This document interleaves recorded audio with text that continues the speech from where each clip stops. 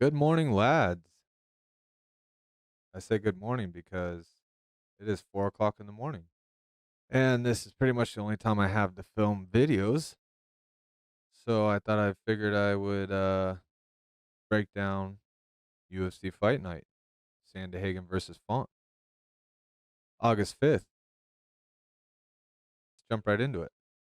First of all, this podcast is going to be a little bit different. I'm not going to make picks and things like that. I know a lot of popular fight breakdown YouTubers like to make picks and sell picks and things like that. Uh, my podcast is going to be a little bit different. I'm just going to break down both fighters, say what they're good at, and let you decide because I can't make picks or I'll go broke. So let's jump right into it. Sandahagen versus Font this Saturday. Main event on the prelims. We got Kyler Phillips versus Ronnie Barcelos. Ronnie Barcelos obviously has great jiu-jitsu. He has a wild stand-up game, but he has great jiu-jitsu. And fighting a guy like Kyler Phillips, who has fantastic stand-up, great jiu-jitsu also. This fight is a bit of a toss-up. I give the edge to Kyler Phillips, but they're both wild dudes. It's going to be very exciting. Main event on the prelims. Kyler Phillips right now is a minus 190 favorite. I mean, I think this fight is a bit of a toss-up. You like underdogs, you like to make money, you know, is what it is. Kicking off the main card, Ignacio Bahamondes versus Ludwig Klein. Names are pretty hard. Names are pretty rough, not gonna lie. Bahamondes, minus 225 favorite. He's a wild guy to watch. He has fantastic stand-up, wild stand-up. He has a bit of trouble when he gets taken down. If you can hold him down, it's gonna be a long night for him. Ludwig Klein, he can wrestle. He's a tough guy. High guard, marches forward. He could back you up. Good cage work. He could take you down. I I think talking about this whole card. I mean, this whole card really is a toss up. Bahamondes is minus 225 favorite. There's not really big names on this card, but the matchups are insane. These are fantastic matchups. It's just gonna be like, just watch, you know? There's not huge names on here, but these matchups are insane. I'm predicting, every fight is gonna be fight of the night quality. So it's gonna be interesting to see the bonuses. Moving on to Tanner Boser versus Alexa Kimore. Kimore, he's a 3 times Golden Glove champion. He has a great jab. He's really good at in and out, but he kind of has that Cody Garbrandt in him where you tag him and he likes to get into slugfest. He's very confident in his slugfest. He likes to he can pick and move. He's very good at picking and moving. He's a fantastic boxer. But when you push him up against the fence and if you can hold him against the fence, it's going to be a long night for him. A guy in Tanner Boser who can time you. If he can time that big right hand, it's going to be trouble. But a guy like Kimura, being a 3 time Golden Glove boxer, he's so good at getting in and out and that stick and move that it really just depends. Tanner Boser's a minus 150. He's gonna have to time him perfectly, land that big overhand right, hopefully hurt him, hopefully take him down. That's best case scenario for Tanner Boser. Best case scenario for Alexa Kimura, he is just gonna pick and move all night, move around the cage, jab him to death. That's just what he's best at. He's a fantastic boxer. Diego Lopez versus Gavin Tucker. Another fantastic matchup. I mean, all these are a toss up. Who knows what's going to happen? Diego Lopez lost his last fight, unanimous decision. Got 2 knockouts before that. His first fight in the UFC, he lost to a unanimous decision. He has some knockouts on his record. Gavin Tucker lost his last fight to Dan Ige by knockout in the first round, but he was on a 3 fight win streak with submissions. He's a tough, durable guy. Can march forward, take you down. He has a very slick ground game. Very slick ground game. So best case scenario for Diego Lopez, he keeps it standing, lands a big shot, gets on top of him. Gavin Tucker, best case scenario, he takes him down. He has very slick jiu-jitsu, and he could submit anybody at 145. He's a tough guy. He's a tough wrestler, fantastic wrestling, and he could take you down and submit you. Moving on to Dustin Jacoby versus Kennedy. I'm not even gonna try and pronounce his last name. I've heard it 100 times. It's so early in the morning. Uh, Nchukwu. I'm almost positive Nchukwu. Kennedy and Chukwu. Both. Kennedy and Chukwu is just a tall guy, long guy. He's built like John Jones. He could stick and move, but he's real good at pushing you up against the fence. He has good cage work, good top game. If he takes you down, he has a good top game. Dustin Jacoby, Glory kickboxer, fought Alex Pereira, fought a lot of those Glory guys in light heavyweight. He is a savage too, fun guy to watch. Another amazing matchup. Just these matchups are just perfect for each other. It's almost like Dustin Jacoby at plus 125. I mean, it really is essentially a toss up. Both these guys are good on the feet. I don't see anybody getting taken down. It's going to be a this is going to be a very high level technical fight between Dustin Jacoby and Kennedy and Chukwu. Dustin's obviously going to have to get on the inside, use low kicks, which he obviously he's very good at. Coming from Glory and being a professional kickboxer, he's very good. He can find the chin, and he's very good at getting on the inside, which he's going to have to do with a tall, lengthy guy like Kennedy. Jessica Andrade versus Tatiana Suarez. Tatiana Suarez 10-0, minus 360. Jessica Andrade, she's 24-11, but she has that dog in her. Tatiana Suarez is so good, obviously being 10-0. Last 5-6 fights in the UFC, she's won them all. She has knockouts on her record, submissions on her records, decisions on her record. You know she has a gas tank. She could take you down, submit you. She beat Alexa Grasso, who's now the champion, by submission in the first round. She has a very good top game. She could take you down. She could knock you out. She's very unpredictable. You can't really time somebody when they're so unpredictable like that.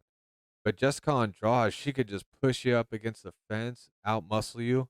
She's lost her last two. Last one by knockout and submission, so she's been finished in her last two fights. But I don't think it's the end for her. I mean, she's not that old. She still has that dog in her. She's short. She's compact like a pit bull. I mean, she could get inside. She could take her down, push her up against the cage. Another very technical matchup. It's going to be fantastic to watch. And now we get to the main event. Corey Sandhagen, Rob Font. Obviously, Rob Font is a very good boxer. He's 20-6 as a professional. He has that very, very good jab, very good in and out. He's good at using his hands. He's starting to mix in low kicks and things like that, but he has very good straight punches. Corey Sandhagen, another tall, lengthy guy, 5'11". Rob Font being at 5'8", but he knows how to use his reach. He actually has a 71.5-inch reach. Corey Sandhagen has a 70-inch reach. So even though Rob Font is a few inches shorter, he has a longer reach. He's orthodox, and Corey switches stance. So Rob Font can get in there and tag him. I mean, Rob Font has that amazing boxing that he really could time him. He has fantastic timing. I can see Corey coming in and Rob Font tagging him or hurting him and getting him on top. But Corey Sandhagen, he's another guy. Having that switch stance could be very beneficial, or it could really hurt you. If you're switching stances and a guy like Rob Font can time that and hit you on the switch and time you on the switch, then it's going to be a long night for Corey Sandhagen. But he is so good at switching on both sides, fighting on both sides. He could be very unpredictable that way. You don't know when he's going to shoot, what side he's going to shoot from, what shot he's going to take. He's very good, obviously, at combinations and mixing his punches and low kicks and head kicks. Corey is being so unpredictable. He could take him down like we saw in his last fight. He can take anybody at 135 down. I'm just seeing now this fight is at a catch weight. I think at 140 maybe. It doesn't say, but that's interesting. A main event at a catch weight with two bantamweights is interesting. But either way, Corey Sandhagen's so good at mixing up his punches and his takedowns. He's so unpredictable. It's gonna be hard for Rob Font to time him. Uh, Another fantastic matchup. This whole card this weekend is such a fantastic matchup. I can't wait to see these. I mean, really, all you could bet on all the underdogs. All these matches are a toss up. So interesting to see. It's going to be so exciting. It's going to be fireworks. I can't wait to watch them. One thing I wanted to touch on real quick: Jake Paul versus Nate Diaz this weekend. A lot of people are talking. Everybody has an opinion on this. Uh, Nate Diaz versus Jake Paul. You know, the YouTubers at Jake Paul's side are saying Nate can't promote the fight. He's not promoting the fight. Nate's side and the UFC alumni saying, Nate doesn't have to promote a fight. He's never had to promote a fight. The way he fights is a promotion in itself, which obviously being a hardcore MMA fan, I totally agree with. Anytime Nate fights, pay-per-view, on TV, outside, we're gonna watch it. I mean, I'd be curious to see how many views that street fight Nate was in. How many views that video got, because everybody had an opinion on that. So, I mean, it really doesn't matter where Nate fights or who Nate fights. Everybody's going to tune in, especially UFC alumni. And the good thing about Jake Paul is he's bringing Nate Diaz to light to people that aren't necessarily going to know who Nate Diaz is. These YouTubers that tune in to watch Jake Paul fight that might not necessarily know who Nate is, they're gonna get to see Nate's skills on display and realize that he's who we say he is. Um, Breaking down the fight in itself, obviously Jake Paul has a very good right hand. He has strong, stiff jabs. I mean, he's becoming a real boxer. Everybody wants to hate on him and has an opinion on him, and good or bad, he is a boxer. It is what it is now. He has good punches. He has good movement. That's one thing he really focused on. He has good movement in and out. He could get low with a high guard. He can stand tall with a wide guard. I mean, he's really starting to mix it all in, and he's obviously looking very good because he just beat Anderson Silva. Uh, when Jake Paul fought Tommy Fury, uh, I remember watching it in round one. And I'm like, Jake doesn't look the same. I mean, I'm not like a big Jake Paul breakdown, watch all his fights type deal, but when he starts fighting guys like Anderson Silva and Tommy Fury and Tyron Woodley, I tune into those for sure. And I remember thinking in that first round, I'm like, Jake looks off. This is kind of weird because I noticed right away, Jake Paul looks off. It looked like he was sick or he broke his foot or he broke his toe during cutting weight and he had to cut too much weight in the sauna or something.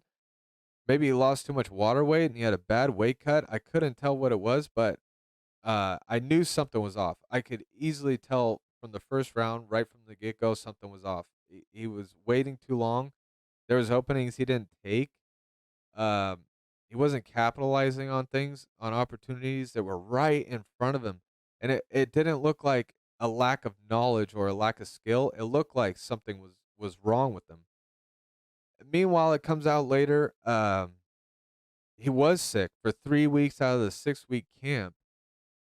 Um, he said he had a terrible weight cut, and that's exactly what I saw. A guy who had a bad weight cut, a guy who was sick 3 weeks out of his 6 week camp. That totally made sense to me. And everybody wants to say, "Oh, it's excuses, excuses." And every time a fighter loses and they say something, they're like, "I'm not making excuses. I'm not making excuses." Look, it is what it is. If you go into a fight and you are sick 3 weeks out of your 6 week camp, that's going to affect you clearly. I mean, clear as day. And and everybody gets defensive and wants to blame it on what they're saying, but it's just facts. It is what it is. If you break your foot during training, you can't cut weight, and you got to cut extra weight. If you still show up for the fight, you're gonna have a lack of energy in the fight. It is what it is. They're not excuses. It's just this is what led to that performance. I don't know. I don't get this whole "I'm not making excuses," but deal. When people have bad camps, it leads to having a tough fight. I mean, it just is what it is. And as far as Nate Diaz, I mean, a lot of people don't understand that never seen Nate fight, or they haven't seen, maybe they just seen his recent fights with Leon Edwards. I mean, he had a good performance against Tony Ferguson, but people still want to criticize him for that performance, hanging on the cage and kind of taunting Tony Ferguson, and it, people kind of have a stink about it. But Nate is good. I mean, you watch the first time he fought Conor McGregor, who I love, by the way. I mean, I have so much respect for any fighter that's ever stepped in the cage. I'm trying to be an analyst just because I'm obsessed with MMA. I watch it all the time. I have breakdowns in my head. Why not put it on camera?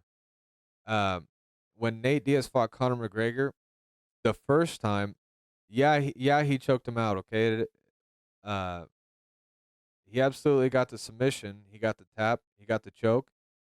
But what led up to that? I mean, all the hardcores don't care about the choke. They care about what led up to that. How did that choke happen?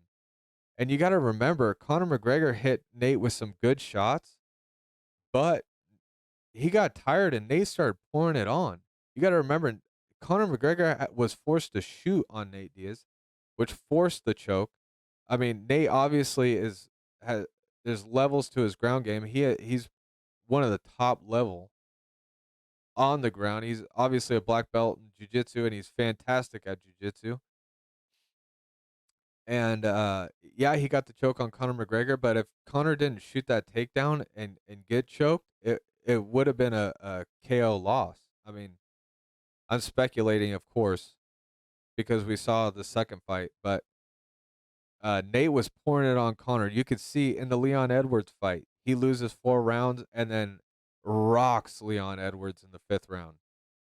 Nate has a gas tank on him, and I believe this fight is 12 rounds. Jake needs I know Jake's working a lot on his cardio and his recovery, but he has to recover between those rounds. There's no taking rounds off with Nate Diaz. If you take if you take a round off with Nate Diaz, he's gonna smell that faster than 10 seconds into the round, and he's gonna pour it on you. And there's no taking it off. You either stand there and fight with Nate, or he pours it on you, and then you can't breathe. You have to meet that fire with Nate. That's the only way guys have been successful. Like, you look at the fight with Rafael dos Anjos, he came at him right away with fire. You meet that fire with fire. You don't give him the chance to take over. If Jake takes 10 seconds off, if he tries to recover and it's not the end of the round, anytime Jake tries to recover that's not the end of the round, Nate's gonna pour it on him. And once Nate's pouring it on you, there's no room for breathing. He can go forever. He has a gas tank bigger than anybody else, more impressive than anybody else. I mean, he runs triathlons. Him and his brother swim in Alcatraz. He has a different he has a different cardio. He has a different gas tank. And Jake is gonna have to go in there 100% healthy, 100% ready to meet that fire with fire.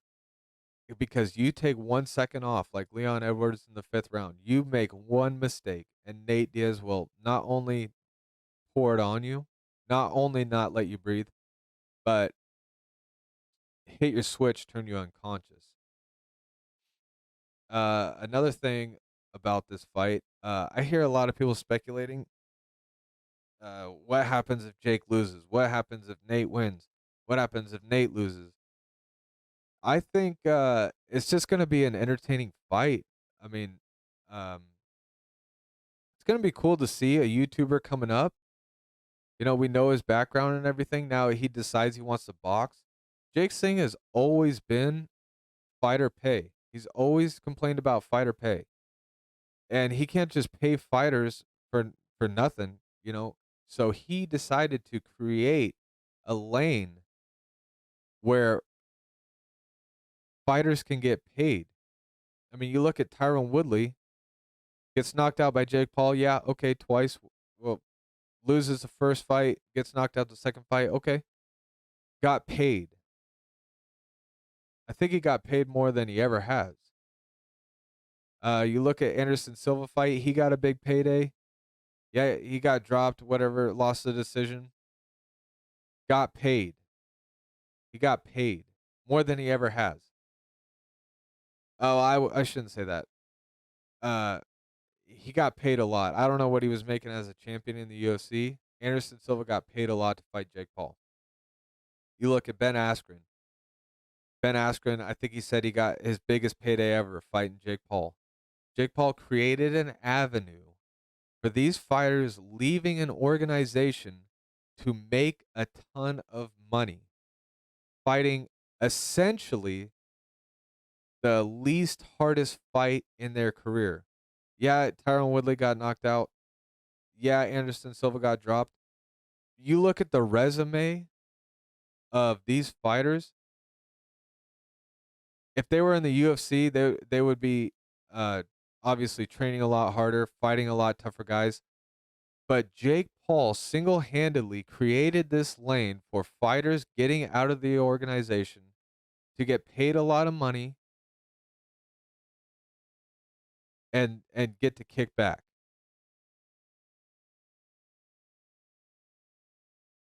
So when you ask what happens when Jake loses, I would say nothing. I'm I heard Brendan Schaub say, it's going to be tough if Jake Paul loses this fight. There's not many more people lining up to fight him. I honestly and respectfully disagree with that. I think I think Derek Lewis, he just fought his last fight in his contract. Lewis would sign up to fight Jake Paul. I think there's bantamweights who would sign up to fight Jake Paul. If you have a big name in a fight organization and you're close to retiring, you're close to getting out of your contract, you want to fight Jake Paul for the biggest payday of your life. Okay, I don't mean that to glorify Jake Paul and act like he's bigger than he is or he's a god or whatever. I'm a hardcore MMA fan. I'm breaking it down as I see it. Jake Paul single-handedly and very impressively created an avenue for these fighters, and us hardcore MMA guys should be thanking him. Fighters should be thanking him. Fighters should be impressed by him. I'm just being honest. I'm just being honest. He should be well respected in the hardcore MMA, the hardcore boxing fans. Jake Paul should be respected. What he did, not only for what he did to Anderson Silva, what he did to Tyron Woodley, what he did to Ben Askren. Not only did he beat those guys impressively and look very good boxing, he paid the other guys millions of dollars. He paid his opponents millions of dollars. They're not fighting Francis Ngannou. Anderson Silva isn't fighting Israel Adesanya. They're not fighting the best of the best in the world and making their biggest paycheck. They're fighting Jake Paul, who created this avenue for them. And he deserves the utmost respect, in my opinion. He has all my respect.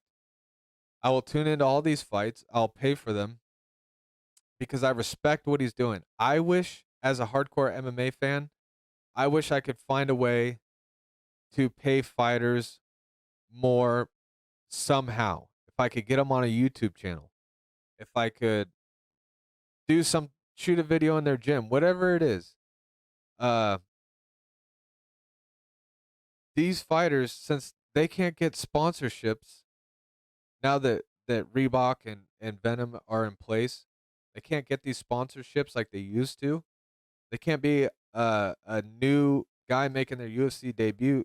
I heard Brendan Schaub say, if Jake loses, what's next?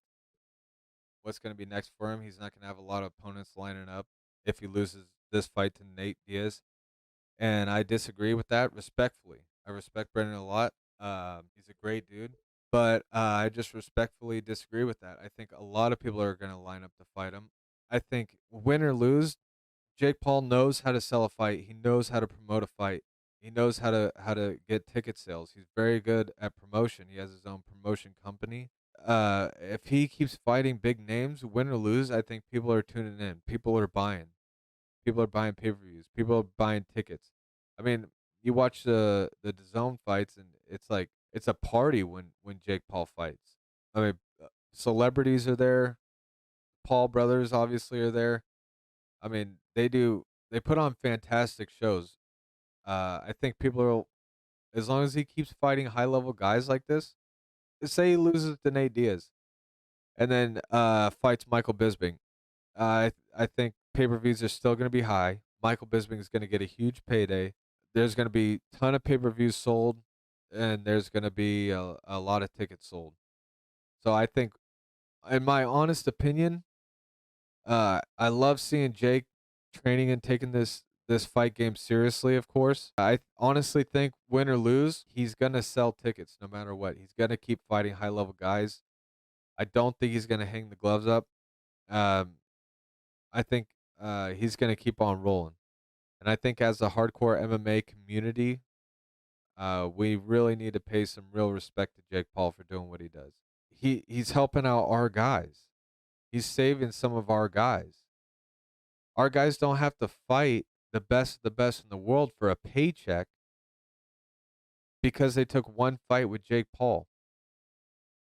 Not only should we respect him as a fighter for what he's done, the MMA community needs to respect him for saving the fighters that are retiring out of the UFC, out of their contract.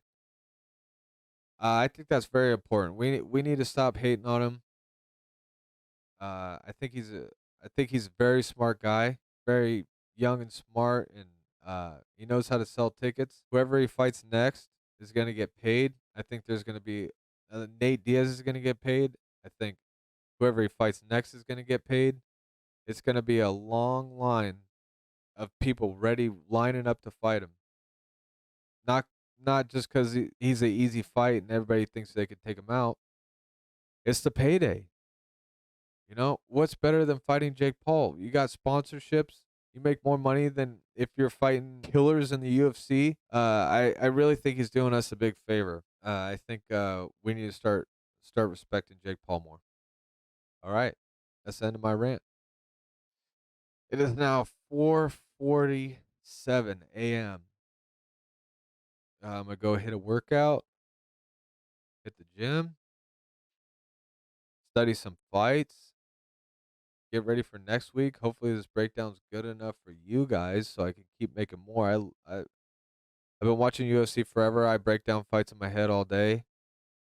Is what I think about 90% of the time. I think about this, just MMA in general. So hopefully, you guys like it. I'm gonna get some better equipment because I know the audio is trash. I know the video is trash. I get it. I get it. It's the first one. It's the first one. Give me a break. Okay? Nobody's going to watch it anyways. So give me a break. I'm going to get it together. We're going to grow together. Watch me while I'm in the dungeon and watch my progress through the podcast community. Cuz I'm going to take over the MMA game. I'm coming for Andrew Schultz as the #1 MMA journalist / analyst because he can't break down fights like me. Let's be honest. Okay, it is what it is. Andrew, let's start a beef. What's up? Uh, I'll fight Andrew Schultz for charity, even though respectfully, I love that guy. Saw him in Seattle, fantastic show. I mean, really, all I care about lately is comedy and fights. I want to do a bunch of fight companions. Yeah, I know. I'm ripping off Joe Rogan. I get it. I get it. But my friends come over all the time. I got some friends that are very, very good fighters that are very involved in the game of MMA. Why not bring them in and film it and put some microphones in front of our face anyways? We do it all the time anyways. Maybe you'll like it more than in my opinion, I love watching Joe Rogan. I love watching the fight companions. Brendan Schaub puts on some fantastic fight companions. I cannot compete with those two.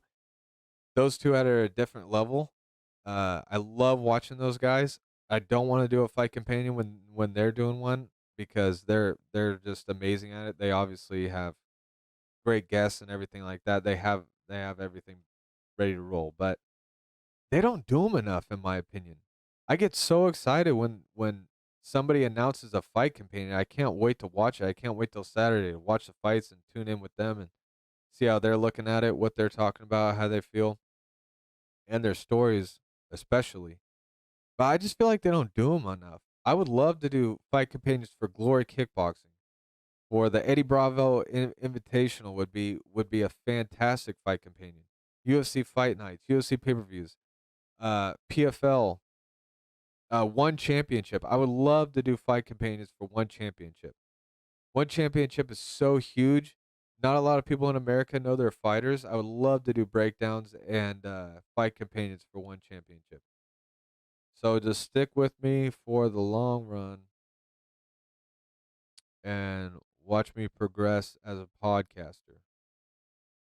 Thank you for tuning in if you did. And send this to your friends that don't know anything about MMA.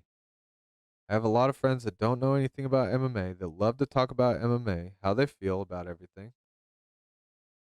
And I love to school them. So send your friends that don't know anything about MMA this video and get them on board. Let's respect Jake Paul. Let's watch the Rob Font versus Corey Sandhagen. Let's get real gritty into the breakdowns.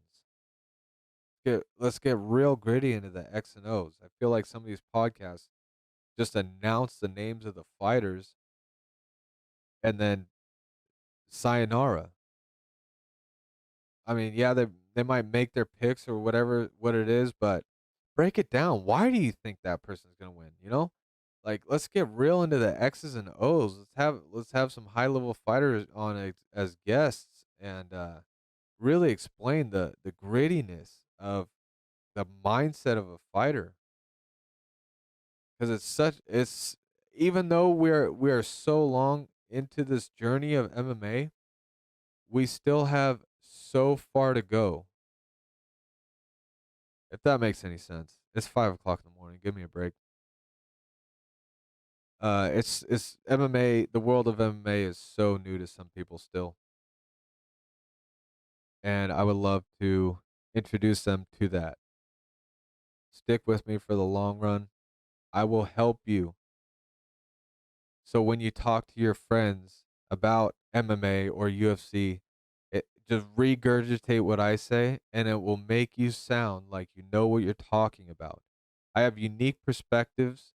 I watch all these MMA shows, and a lot of the times I respectfully do not agree with them. And I would love to get those respectful disagreements out there into the YouTube world for other people to copy. That's all it is. That's all it is. Just regurgitate what I say. You will sound like a genius because I have such a unique perspective. I'm coming from a place that nobody else is. Well, I hope you enjoyed the first show. I got shit to do. I will see you on the next one. Peace.